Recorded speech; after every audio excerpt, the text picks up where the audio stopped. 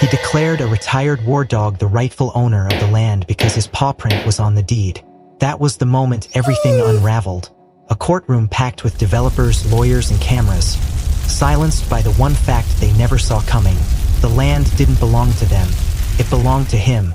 Bruno, a German shepherd who had served 3 tours, saved dozens of lives, and outlived every lie buried beneath his paws. If that made your heart skip a beat, stay with us. Like, subscribe, and share this story with someone who believes dogs are just animals. And tell us in the comments, where are you watching from, and when did you realize Bruno was more than just a dog? We'd love to hear your story too. The Arizona sun hit harder than Darius Cole remembered. Dry, unforgiving, and radiant with that kind of relentless energy that burned not just your skin but your memories. The pickup truck rattled as it rolled past the dusty welcome sign of Greenville, a place that had once been more field than fence. Now, chain-link gates glinted in the distance, and the skyline, what little there was, bristled with freshly built roofs. Darius squinted through the windshield, one hand loosely gripping the wheel, the other resting protectively over the worn leather collar of the dog sitting beside him. Bruno sat tall in the passenger seat, ears perked, brown eyes alert beneath a black and tan mask. His body barely moved, but Darius could feel the tension radiating from him like static electricity. "You feel it too, don't you?" Darius muttered, voice low and tired. He hadn't spoken much since the plane touched down in Phoenix 2 days ago. After 8 months in Haiti with the disaster relief unit, you'd think nothing back home could shock. But as he took the final turn toward the land that had once been his grandmother's, his land shock didn't even begin to cover it. It used to be open, you could see for miles. A few rusted training obstacles still standing, the bones of an old barn, and the creek that sliced quietly through the east edge of the property. Now that view was gone. Fences stood tall and new. Rows of beige townhouses lined the horizon. A manicured sign rose out of where his grandmother's rose bushes used to bloom. "Welcome to Silver Grove Estates, where living is peace of mind." The irony nearly made Darius laugh. Bruno let out a low growl. Darius stopped the truck. They sat still, staring. His chest tightened as his eyes scanned the neat concrete paths where he and his grandmother used to train military dogs. This wasn't a development. It was an erasure, a rewrite of history in stucco and HOA bylaws. He stepped out of the truck, and Bruno jumped down beside him, nose already to the ground, sniffing with sharp, agitated focus.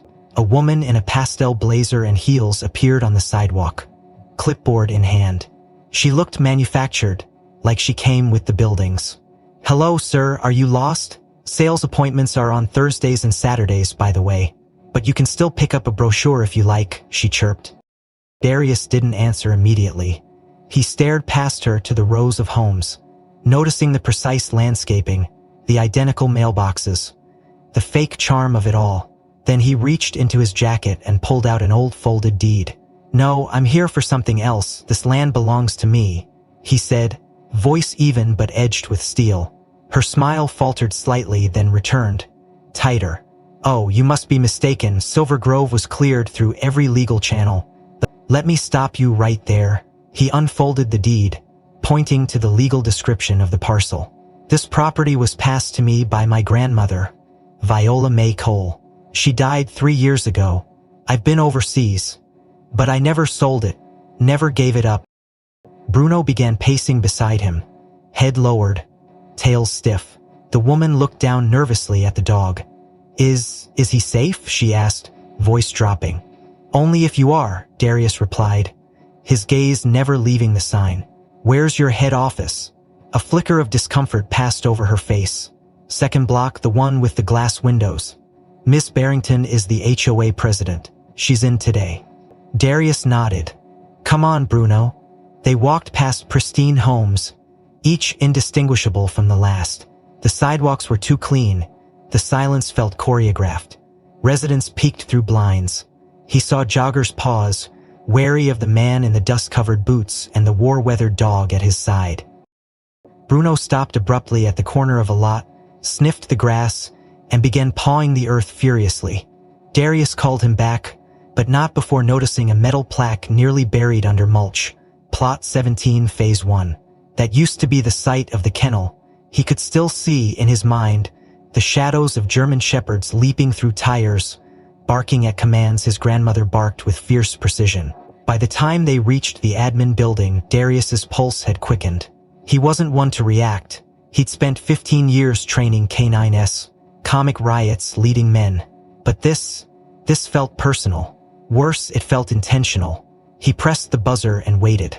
The door clicked. Inside was marble flooring, air conditioning, and walls lined with fake plants and HOA propaganda. At the far end sat Celeste Barrington, a woman who looked like she hadn't stepped outside since 2003. Blonde, polished, and with a stare that calculated more than it welcomed. She rose with a tight smile. "Mr. Cole, I presume," she said smoothly. Her eyes flicked toward Bruno, who stared back unflinchingly. "Please, sit." He remained standing. "Why are there homes on my land?"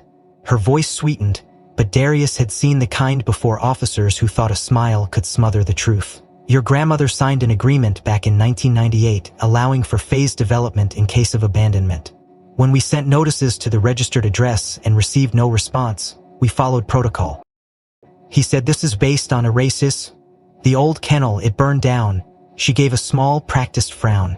"We're not responsible for updating owner contact information. We follow what's on file." He took a slow breath. "And how many homes are built here now?" "Silver Grove currently holds 120 residences. Phase 2 includes a dog park and wellness center."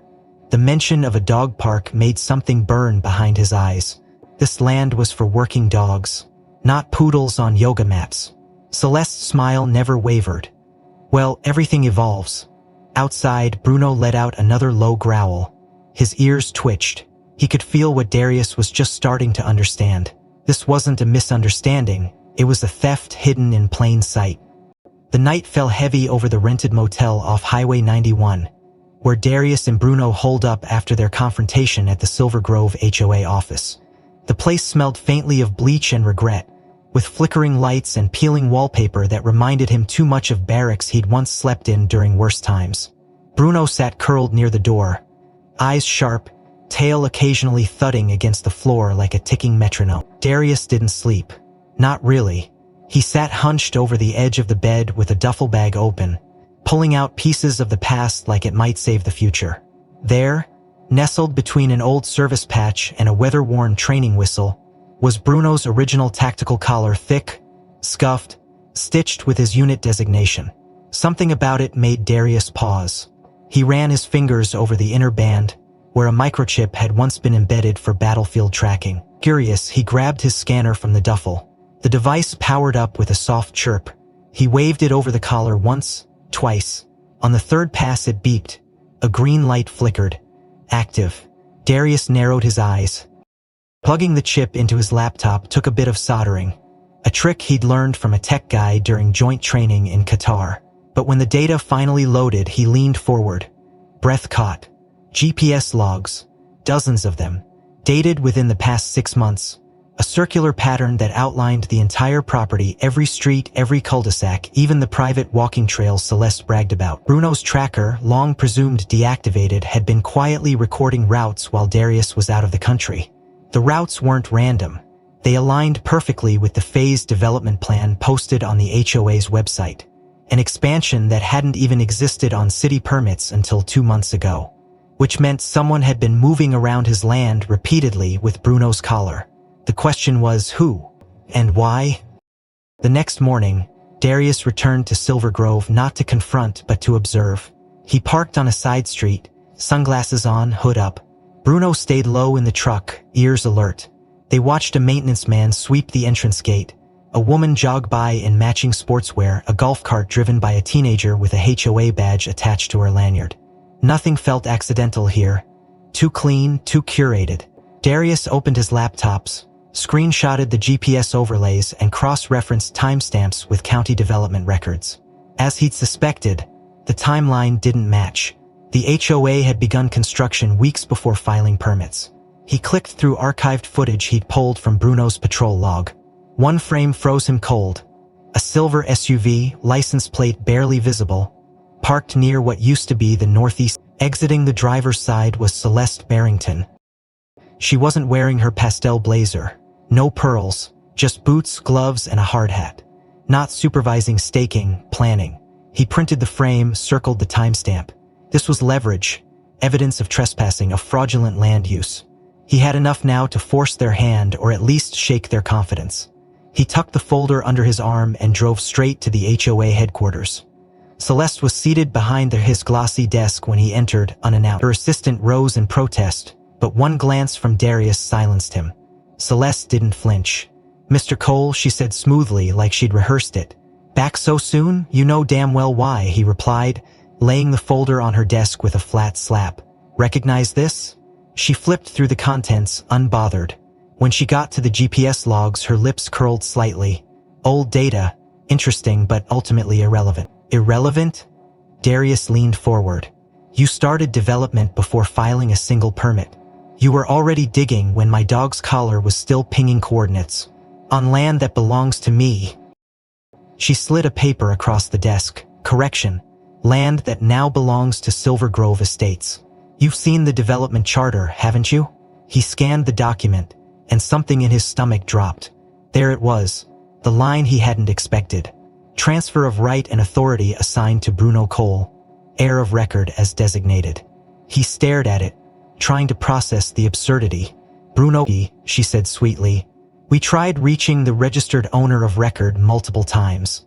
The last living entity tied to the parcel, as per your grandmother's 1998 HOA filing, was her designated companion and legal ward.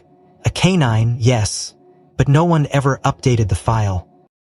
You're trying to say this dog," he pointed to Bruno, who now stood stiff beside him, "legally owns this land?" "No," she said, raising a finger. "I'm saying the land was abandoned by its last designated steward. Legally speaking, abandonment triggered Clause 17 of the HOA Charter, which allows for reclaiming and redevelopment under community use." Darius laughed once bitterly. "You made a dog. You followed policy," she replied. "And the courts will agree. Unless you have something stronger than a tracker and a conspiracy theory, I'd advise you to reconsider any action." He picked up the folder. "You're underestimating two things, Ms. Barrington. One, the law doesn't like clever games. And two, Bruno never forgets a cent." Celeste's smile twitched. Outside, the wind picked up as clouds gathered over the perfectly trimmed hedges of Silver Grove. Darius walked back toward the truck, Bruno at his side, both of them quiet, calculating. He knew now that this wasn't just a bureaucratic mess. It was deeper, deliberate, a theft covered by policy, dressed in HOA language and development doublespeak. But Bruno had been here. He had walked those streets when Darius couldn't. He'd seen what no one else noticed. Now, the question wasn't whether the land had been stolen. The question was, how much of it they could take back before someone tried to bury the truth for good. The old oak tree stood crooked at the edge of what used to be the southeast training quadrant, its bark peeling, roots exposed like a wound slowly forgotten by time and progress. It was the only thing left untouched by the HOA's manicured tyranny. The same tree where Darius had tied his first command leash at 13.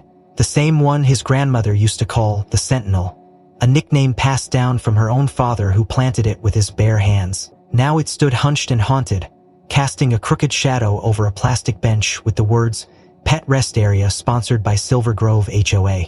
Darius stared at it in silence, Bruno standing beside him, nose twitching in the dry breeze. They hadn't come back here since the confrontation with Celeste, but something about this place had pulled Bruno off course during their last walk. He'd stiffened, ears flat, then lunged toward the tree with sudden purpose, sniffing, circling, and then digging. Darius didn't stop him. Something in his gut said, "Trust the doc. Trust what instinct sees before logic can catch up." After all, Bruno had never misread danger before. The dirt was harder here, sun-baked and mixed with gravel from nearby sidewalk renovations. Bruno clawed through it with military efficiency until his paws metal. Darius knelt beside him, brushing back soil to reveal the corner of an old tin box, rusted but intact. He glanced around. No cameras nearby, just birds in the branches and the faint hum of distant sprinklers. He lifted the box, its hinges creaking as it opened. Inside, wrapped in a canvas cloth stiff with time, lay a mini tape recorder, the kind his grandmother used back in her dog training days. There was also a folded envelope, yellowed and sealed with her initials. Back at the motel, Darius placed the recorder on the table, hands trembling just slightly as he pressed play. The tape crackled, then her voice filled the room, low and deliberate, as if she were speaking across time. "Darius," she began, her southern drawl soft like honey over gravel. "If you're hearing this, then I reckon something's gone wrong, and I pray it's not too late." Brunei lay beside the table, his ears twitching with each word. The celebrity Barrington came sniffing around again. She dressed it all up nice, called it community development, said she wants to honor the legacy of canine training. But she doesn't give a damn about legacy. She wants what's under the land. They found deposits, baby, natural gas, right beneath the kennels, been known for years, but they couldn't touch it while the graves were protected. Darius blinked slowly, memories rearranging themselves. He offered me money. A lot of it. Told me the dogs wouldn't care, that bones don't bark. I threw their offers back in their face. But I know they're kind. If they can't buy something, they'll lie, twist, and steal until it's unrecognizable. The tape clicked softly as she took a breath. Choose back, don't trust the papers.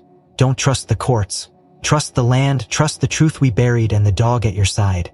Bruno was bred to protect. But so were you. This land don't belong to banks or bylaws. It belongs to every paw that ran across it, to every command shouted in training, and to the boy I raised to understand what honor really means. If Celeste's name is on any document, you burn it with fire. If she built over my doxes, you make her dig up.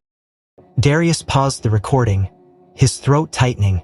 He could smell her voice in the room, the tobacco on her breath, the lavender lotion on her fingers when she used to check his spelling homework while brushing Bruno's coat. He unfolded the letter next. It was dated March 14, 2021. The ink had bled slightly in one corner, but the writing was unmistakable, slanted, neat, and furious. "To whom it may concern," it began, Viola May Cole, "hereby state that I was approached by the Silver Grove Development Committee, led by Celeste Barrington, with a proposal to relocate the graves of more than 34 certified service dogs in exchange for a silent settlement of $2 million. I refused, as will be reflected in recorded complaints filed with the County Land Ethics Board. Code Leb 2219. Any future attempt to seize this land without my knowledge constitutes not only legal fraud, but a moral disgrace that desecrates the memory of every dog who died in service to this country." Her signature bled into the paper like a vow. Darius folded the letter slowly, like sealing a wound. The motel window rattled from a passing truck, breaking the stillness. Darius looked at Bruno. She knew, years ago, and she trusted you and me to stop this. Bruno let out a quiet whine, almost mournful, before nudging the recorder with his nose. The tape had continued playing. "If anything happens to me," Viola's voice continued, "I've left copies of everything, not just with the board but with a woman named Allison West, lawyer in Taining, bright as a whip. I don't know if she stayed clean, but she cared about this place. Look her up. If you need to prove what they did, she might have the last brick you need to knock down their whole rotten house." Darius sat back, the weight of it all pressing on his chest. The evidence he'd found so far, GPS logs, fake ownership filings, premature development, all added up. But this was different. This was motive. A graveyard turned goldmine. He turned to his laptop, pulled up public records for LEB 2219. The complaint was there, filed and marked closed due to lack of response. Someone had buried it, literally, but not completely. He opened a browser and searched Allison West Arizona Bar. Her name popped up in a few old law blog forums. Then, a hit on LinkedIn. Former junior legal assistant, : Current status, unlisted. He scrolled further. A Reddit thread on HOA corruption. A comment by a user named AWest44 caught his eye. Not all land grabs are about property. Some are about what lies beneath it. Darius stood, fire back in his spine. "We're going to find her, Bruno," he said. "And when we do, we'll bring everything." Bruno let out a single bark, sharp and clean, like the snap of a salute. Outside, the wind had picked up. Storms were building. And deep beneath the concrete paths of Silver Grove, the bones of 34 silent soldiers waited for someone to remember their names. Darius stared at the screen, rereading the Reddit comment from AWAS44 when a sudden buzz rattled his phone on the motel nightstand. Unknown number, he let it ring twice, then answered. Voice low and flat. Cole, a beat of silence, then a male voice came through raspy, nervous, like a man used to whispering in corners. You don't know me, but I know you. And I know Celeste. Who is this? Name's Tobias Shaw. I used to work with the HOA, legal compliance officer until 6 months ago. I saw things you wouldn't believe, but you're gonna need to hear them. You got time to meet? Darius didn't blink. Where? Westgate Dog Park, 11 p.m. Come alone. But bring the shepherd, he'll know if I'm lying. The man on the bench looked like he'd been waiting his whole life to confess. Graying at the temples, sharp eyes, shirt tucked but sweat-stained at the collar. Tobias Shaw lit a cigarette with shaking hands, watching Bruno circle him once, sniffing deep. Then the dog sat silent, neutral. That was enough for Darius. Talk. For Bias exhaled smoke through clenched teeth. You think this land's the first one, Sully? He shook his head. It's not. Try West Ash Creek back in 2018. That used to be Fort Mira Canine Training Field, 40 acres, 15 war dogs buried out there. Darius folded his arms. Let me guess, it's a condo complex now. Exactly, Tobias said bitter. And when a retired handler tried to file a motion to block construction, 2 K9s from the protection detail guarding the perimeter got sick. Dead within 48 hours. Autopsy sealed under training complications. But I saw the tox reports. Cyanotoxins slipped into the water bowls. Darius's stomach turned. You're saying she poisoned military aid docs? Not saying. Swearing. Tobias hissed. And I got the paper trail, emails, staff memos, shredded drafts I pieced together. She called them collateral obedience liabilities. Like they were obstacles, not animals. Bruno growled low under his breath. Tobias looked at him and nodded. That one's smart, I can tell. Watch your six, Celeste won't make the same mistake twice. Darius didn't speak. He turned without another word. Bruno at his heel, mind spinning with rage and calculation. 2 days later, the retaliation came. Not against Darius, but against Bruno. A formal HOA complaint was filed claiming Bruno had barked aggressively at a child during a community walk. No footage, no injuries, just an anonymous accusation bolstered by a few neighbors' testimonies conveniently scripted and eerily uniform. The local animal control unit knocked on Darius's door with a court order signed by a municipal judge. Clearly in Celeste, temporary behavioral isolation, the officer muttered, not meeting Darius's eyes. Bruno stood by the door, leash already clipped, head high. He didn't resist as they led him away. The isolation facility sat on the outskirts of town, a mix between a veterinary center and a warehouse, lined with chain-link fencing and antiseptic denial. Bruno was placed in a corner pen, clean but cold, far from anything resembling comfort. Cameras tracked his every move. Most dogs barked, some whimpered. Meanwhile, Darius launched every appeal he could. Nothing moved.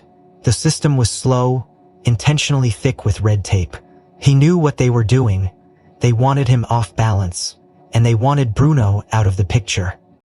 Then came the night of the storm. Rain hammered the steel roof of the facility. Power lines trembled, and somewhere in the back of the building a maintenance error triggered a chain reaction. A faulty heating coil in the intake wing malfunctioned. It wasn't caught in time. At 1:47 a.m., the fire alarm tripped. But it wasn't fire, it was a slow hiss of melting insulation, wet sparks and shorting circuits. The kennel staff scrambled to assess the damage. That's when Bruno moved. A girl no older than 7 had been placed temporarily in the staff nap room that doubled as a holding area during emergencies. She was the daughter of one of the janitors, left alone while her father mopped floors 2 buildings over. The circuit beneath the wall heater began to pop. Smoke curled near the ground. The child slept on a makeshift cot, unaware of the danger blooming in the wires behind her. Bruno heard it first, smelled the burn, the scent of ozone and panic. He lunged against his gate, lips curled, eyes wild with instinct. The latch, weakened by rust, bent slightly. He kept ramming until the bolts snapped. Cameras caught the rest. Bruno ran down the hall, tail straight, paws silent on the tile. He skidded into the room just as the first flicker of flame kissed the curtains. He barked once, twice, then grabbed the girl's sleeve with his teeth, tugging until she stirred. Smoke choked the space. He dragged her toward the door, nosing the handle, pushing with all his weight until it gave. By the time staff arrived, the alarm blaring, Bruno was standing between the girl and the heating unit, his fur singed at the haunches, growling at the smoldering outlet like it was alive. The news spread fast. Surveillance footage leaked. Social media erupted. Hero K9 saves girl from electrical fire. Local networks picked it up. National ones followed. By noon, a petition to release Bruno from custody had over 60,000 signatures. The same neighbors who once accused him now posted photos of their children hugging stuffed German shepherds, captioned, "Justice for Bruno." Celeste's cornered and furious tried to frame the event as, but no one was buying it. The town, once quiet and complicit, was now buzzing with anger. Darius stood outside the isolation facility, waiting as a clerk with trembling hands unlocked the gate. Bruno ran straight to him. No leash, no hesitation, just trust. Darius knelt, buried his face in the dog's neck. "They tried to take you out," he whispered, "but you showed them who the real protector is." The cameras caught that too. It went viral. A black man embracing his war dog like a brother come home from battle. In the background, storm clouds still rolled, but something had shifted. The footage of Bruno rescuing the child had shifted the tide. But Darius knew public sentiment wasn't enough to take Celeste down. Applause could fade, headlines would be replaced, and sympathy wouldn't stop land transfers or erase forged documents. He needed something undeniable, something that would reveal Celeste not just as unethical but criminal. And to do that, he'd have to bait her. So he called, voice calm, casual, calculated. "I've been thinking," he said. "Maybe it's not worth fighting anymore. I just want peace. Maybe there's a deal to be made." She didn't bite immediately. There was a pause, then the sound of ice clinking in a glass. "Are you proposing a settlement, Mr. Cole?" "I'm saying," Darius replied slowly, "I'd be willing to sign over my claim to the land if the price is right." Another pause, longer this time. Then she said, "Let's meet." 3 days later, the Silver Grove HOA hosted a champagne brunch at the community center. An informal celebration as the invites read, complete with press coverage, HOA board members in pastel suits, and banners proclaiming unity through resolution. Darius arrived in black. Black shirt, black jeans, black tie.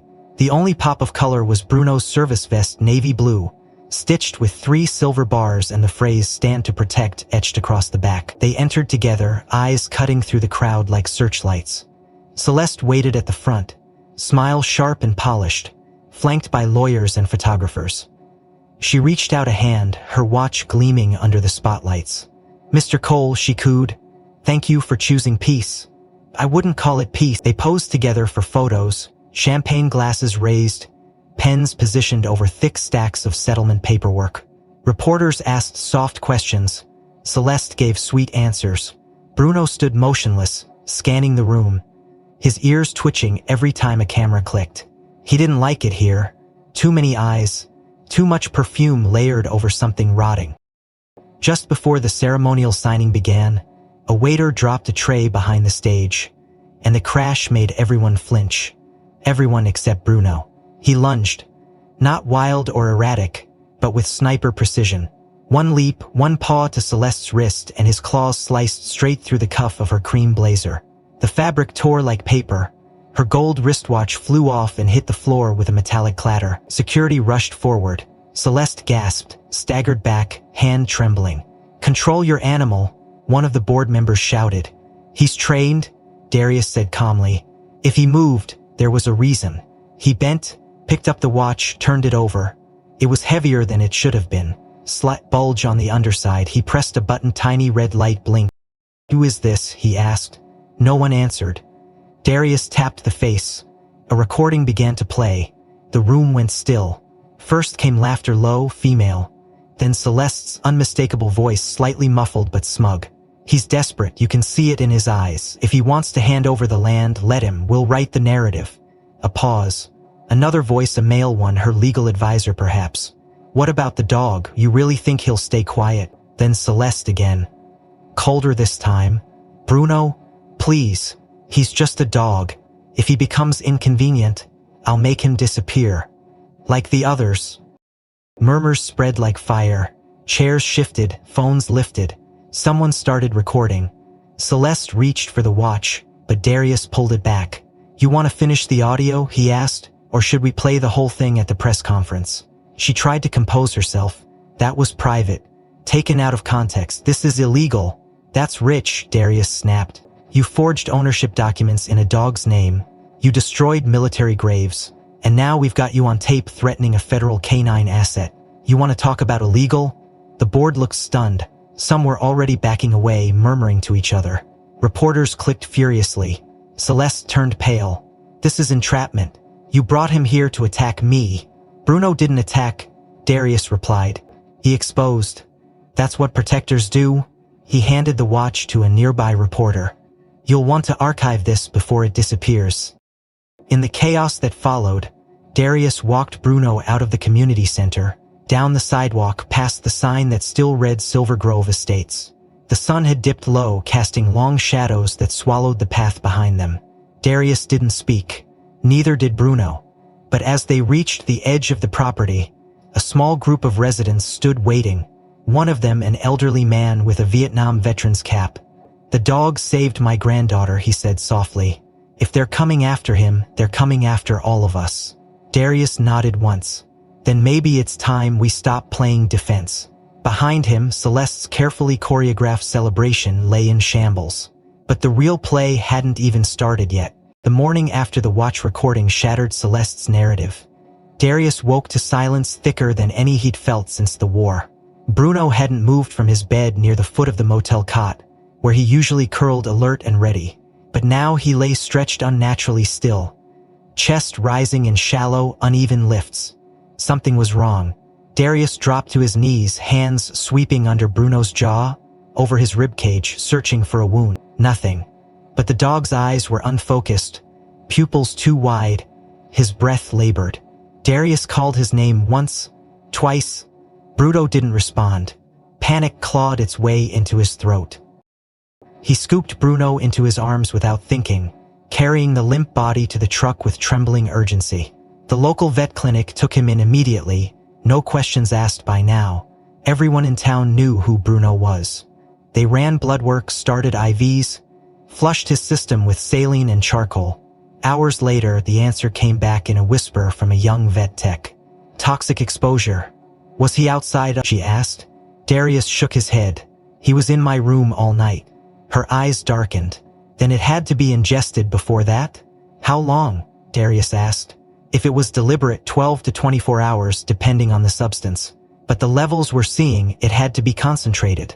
Another pause. And intentional. The idea knocked the breath from Darius's chest like a punch. Poison. They'd poisoned a dog with Metal's history. They'd seen him as nothing more than an obstacle. Again. He stood in the hallway outside the exam room, staring at the closed door while the machines beeped steadily inside. His fists clenched, knuckles white. He'd trained dogs to sniff out IEDs, detect heartbeats under rubble, signal silent ambushes in war zones.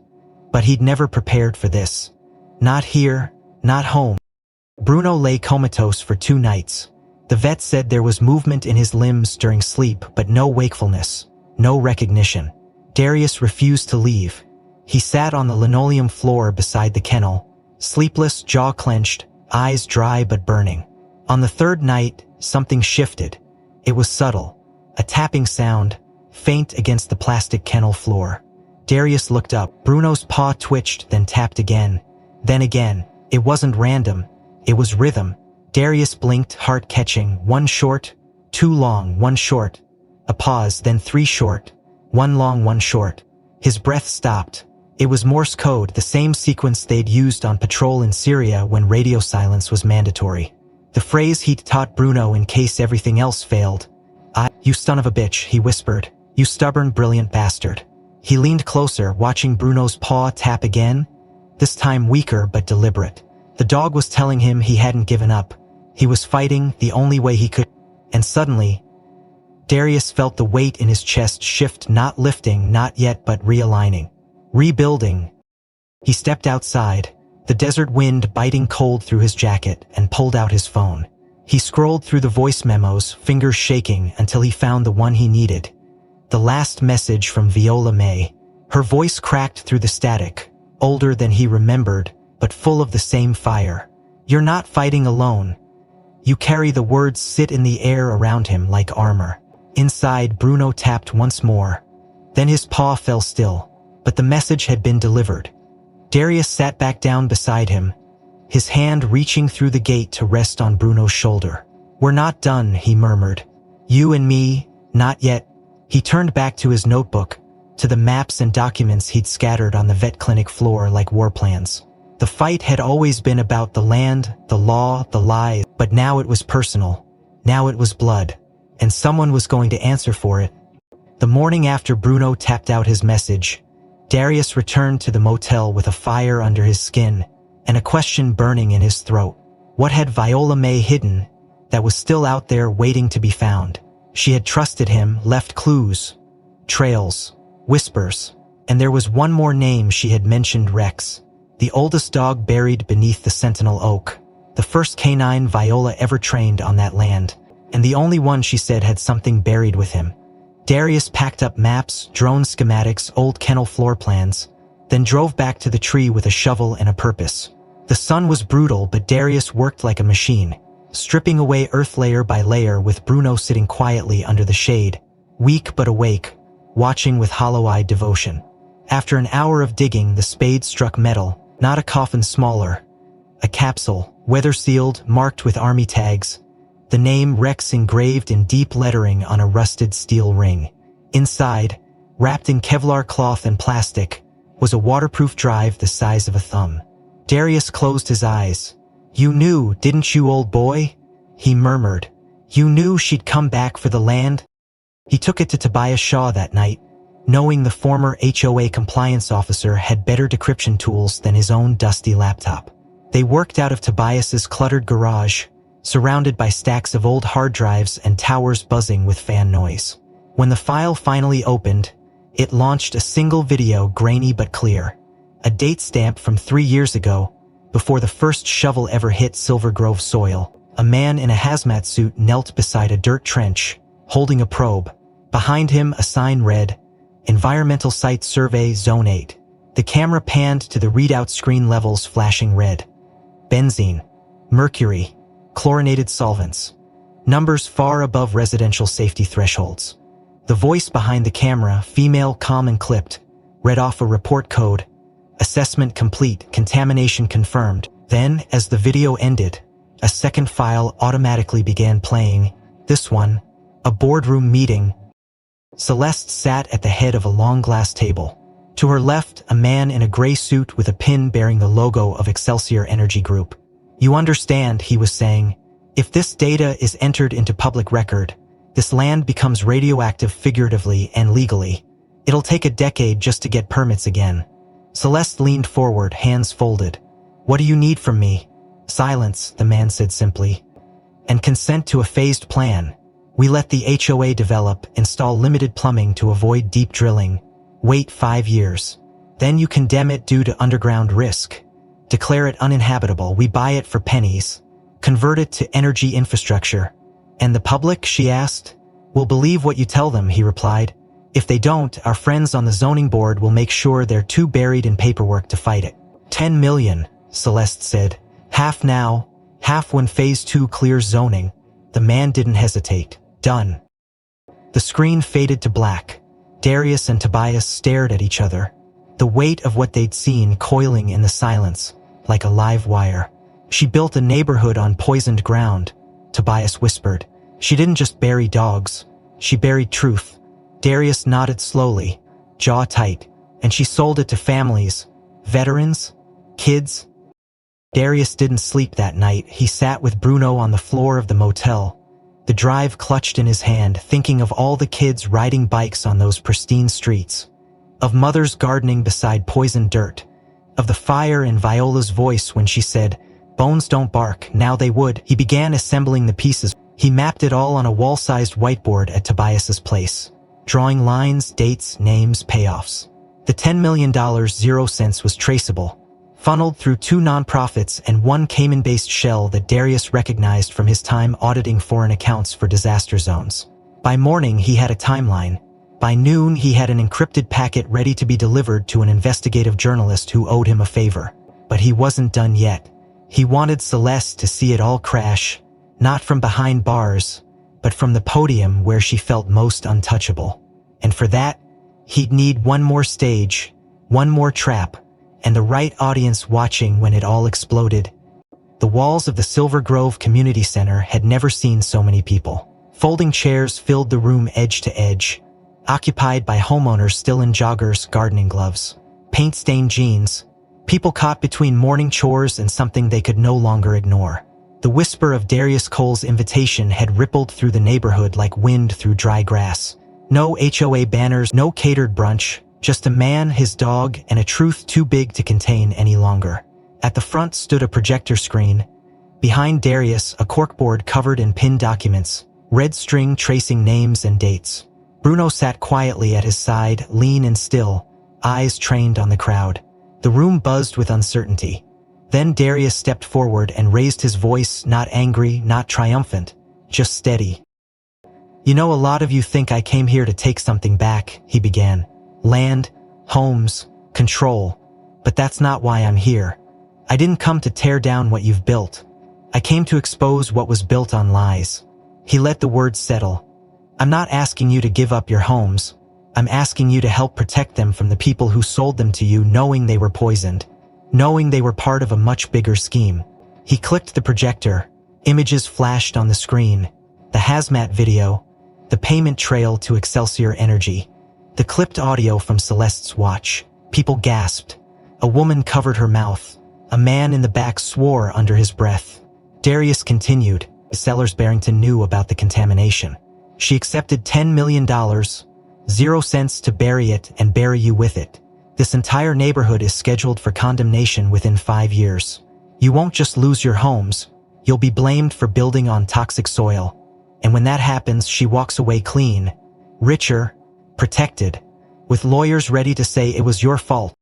Bruno shifted beside him, as if sensing the tension rising. Darius looked across the faces: young couples, retired veterans, single mothers, first-time homeowners. "I know some of you love this place. Some of you sacrificed to be here. I'm not asking you to destroy it. I'm asking you to reclaim it." He reached down, lifted a thick folder from the table. "You've drafted a legal motion. It does 2 things. First, it protects every current homeowner from forced relocation or financial liability. Second, it unites your voices under a single civil action, one that makes clear you were lied to, you were victims, and you demand justice." He handed the folder to a woman in the front row. She held it like something sacred. "But it only works," Darius said, "if you stand together. I can't force it. But I can promise this. If you help me expose her, I will guarantee through legal partners and pro bono counsel that your property rights are defended.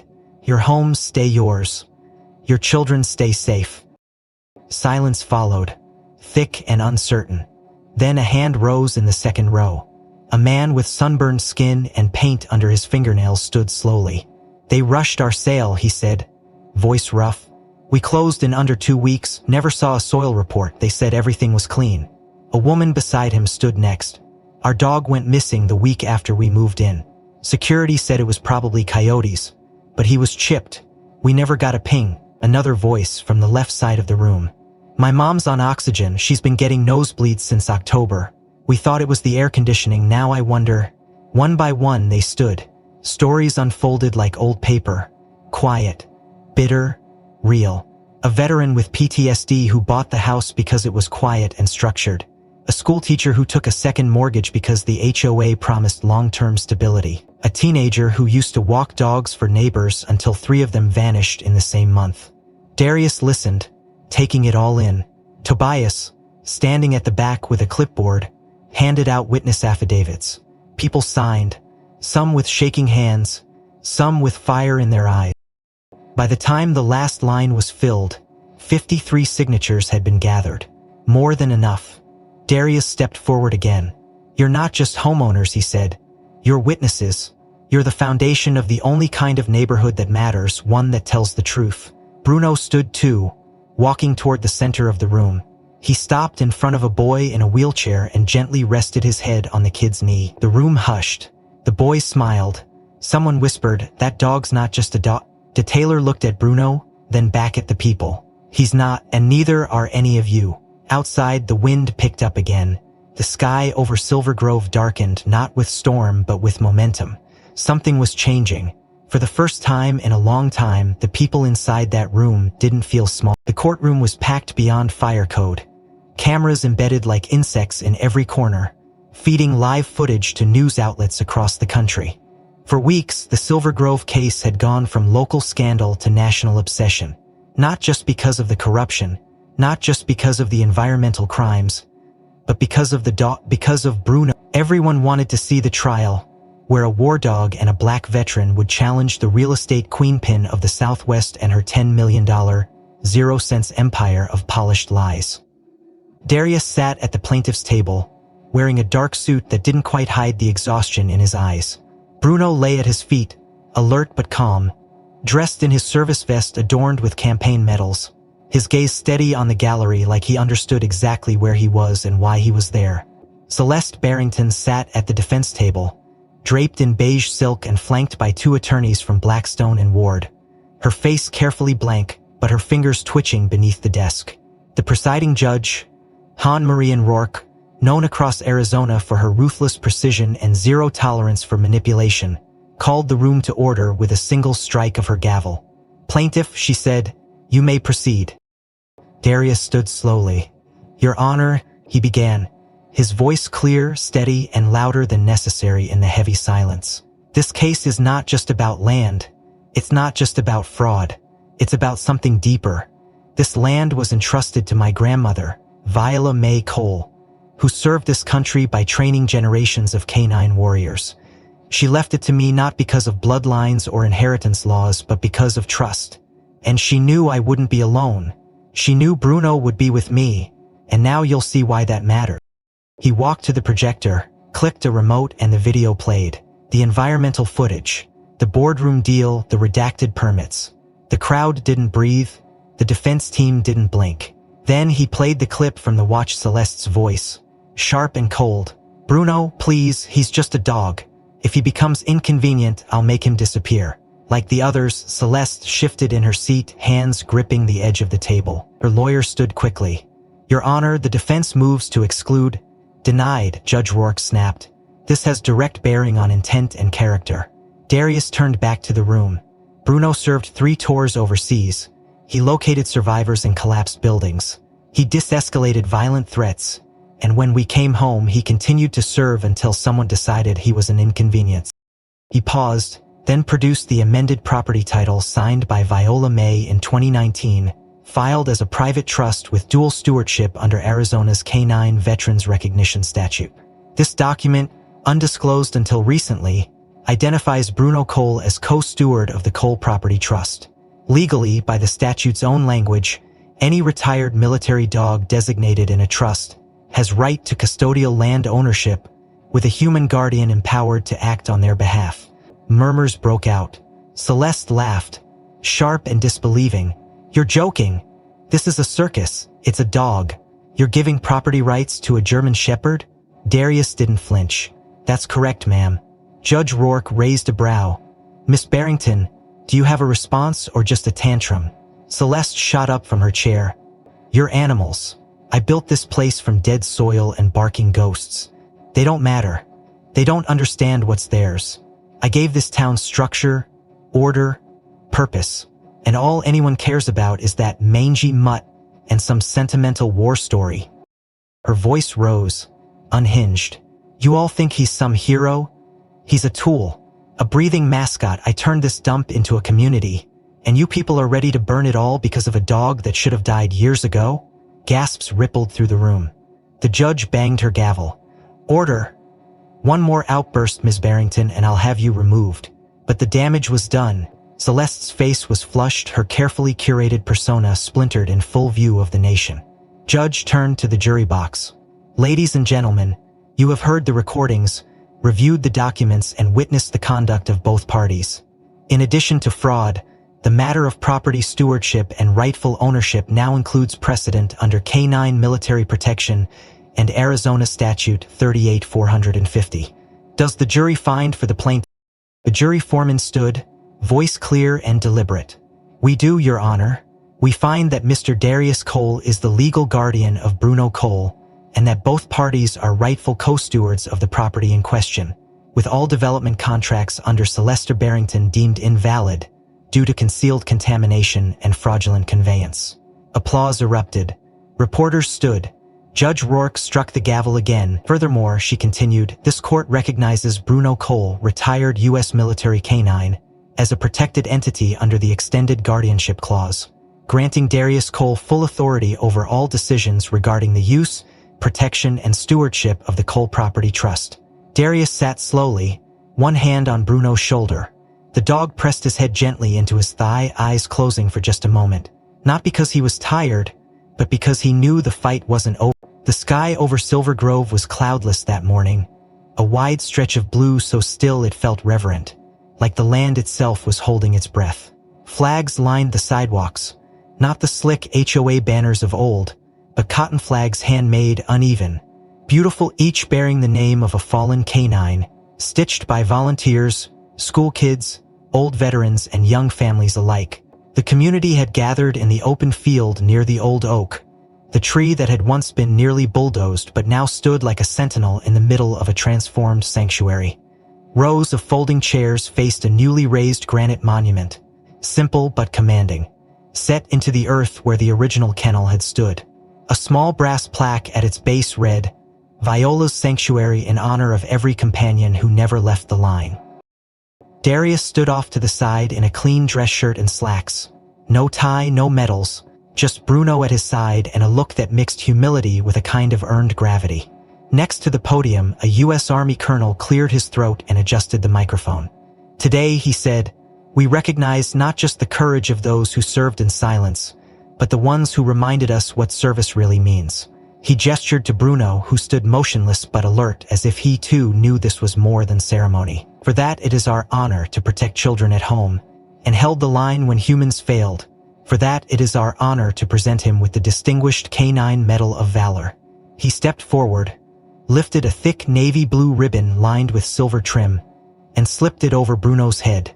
The audience, hundreds strong, rose to their feet. Not a cheer, not a shout, just silence. A full, sacred silence as people pressed hands over hearts and lowered their heads. Cameras captured the moment, but none of it felt performative. It felt like an oath, an unspoken vow to never forget what this animal had done for all of them. On the far end of the memorial, near the edge of the garden, sat the final engraving, etched in bold serif lettering, "We live in peace because one never slept." After the ceremony, people lingered. They shared stories not just of the trial or the headlines, but of how they'd found healing and how watching Bruno stand against something so much bigger than him reminded them to stand too. Darius stayed quiet, shaking hands, nodding thanks, but his mind was already at work, imagining what came next. The lawsuits were winding down. The injunctions had been lifted. The last of Celeste's hidden accounts had been traced and seized. But the land needed more than justice. It needed renewal. By early summer, construction began not for condos or pipelines but for something older, something rooted. Viola's Sanctuary took shape around the original footprint of the kennel grounds, designed with brick, reclaimed cedar, and copper fixtures that aged with dignity. Half was for housing retired service dogs, half for training therapy animals. A small clinic was built on site, funded by restitution payouts, staffed by volunteers. No fees, no corporate ties, just care. Residents came by to walk the dogs, children read aloud to them in the afternoons, and sometimes when Darius passed through the main courtyard, he could still hear Viola's voice in his head. Every dog deserves a purpose.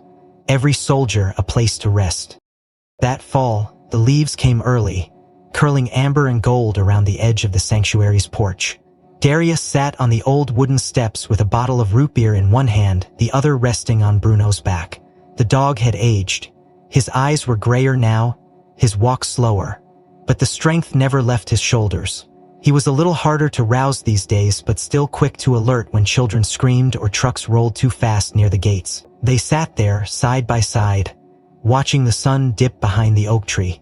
The plaque beneath it caught the light, casting shadows shaped like the ghosts of dogs once buried there. And as the first stars blinked into the dusk, Darius leaned back, the bottle tipping to his lips. Then he set it down, turned to Bruno and spoke not loudly, just enough that the dog's ears twitched. "Thank you," he whispered, "for not leaving me, even when I wanted to leave myself."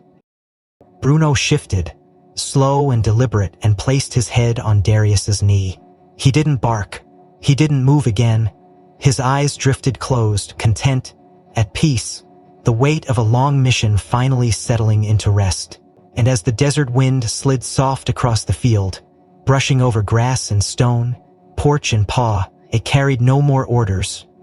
No more calls to fight, just the quiet knowledge that sometimes the greatest battles end not in applause or glory, but in silence, in loyalty, and in the healing only found between a man and the one soul who never doubted him, not once. If this story moved you, consider liking and subscribing so we can keep bringing you more true tales of loyalty, justice, and the bonds that never break. Which moment hit you the hardest? Was it the courtroom outburst, the message Bruno tapped from the edge of death, or the final quiet on the porch? Let us know in the comments and tell us where in the world you're watching from. We read every story, every city, every heart.